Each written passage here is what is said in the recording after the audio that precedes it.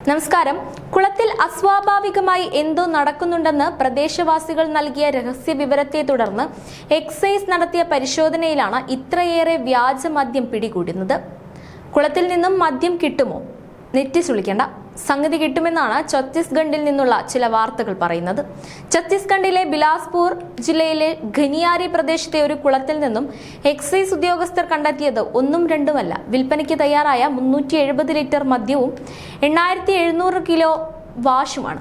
രഹസ്യ വിവരത്തെ തുടർന്ന് നടത്തിയ അന്വേഷണത്തിലാണ് ഇത്രയും അളവിൽ അനധികൃത മദ്യം പിടികൂടിയതെന്ന് റിപ്പോർട്ടുകൾ പറയുന്നു. തെരഞ്ഞെടുപ്പിന് 2 മാസം മുമ്പേ തുടങ്ങിയ അനധികൃത മദ്യസംഘത്തിന്റെ തയ്യാറെടുപ്പുകളാണ് എക്സൈസ് സംഘത്തിന്റെ നീക്കത്തിലൂടെ പൊളിഞ്ഞത്. ഏപ്രിൽ 19-നാണ് ഛത്തീസ്ഗഡിൽ തെരഞ്ഞെടുപ്പ് നടക്കുക. ഇതിനായി വോട്ടർമാരെ സ്വാധീനിക്കാനാണ് ഈ അനധികൃത വ്യാജ മദ്യ ഉൽപാദനമെന്ന് റിപ്പോർട്ടുകൾ പറയുന്നു.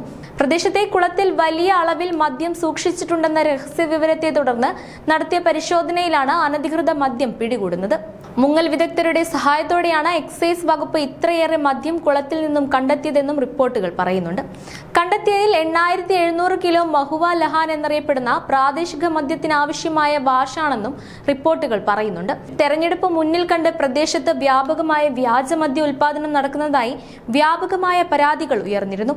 തെരഞ്ഞെടുപ്പിന് മുന്നോടിയായി നടക്കുന്ന അനധികൃത മദ്യനിർമ്മാണത്തിനെതിരെ സംസ്ഥാന സർക്കാർ കർശനമായ നടപടിയാണ് സ്വീകരിക്കുന്നതെന്നും റിപ്പോർട്ടിൽ പറയുന്നു.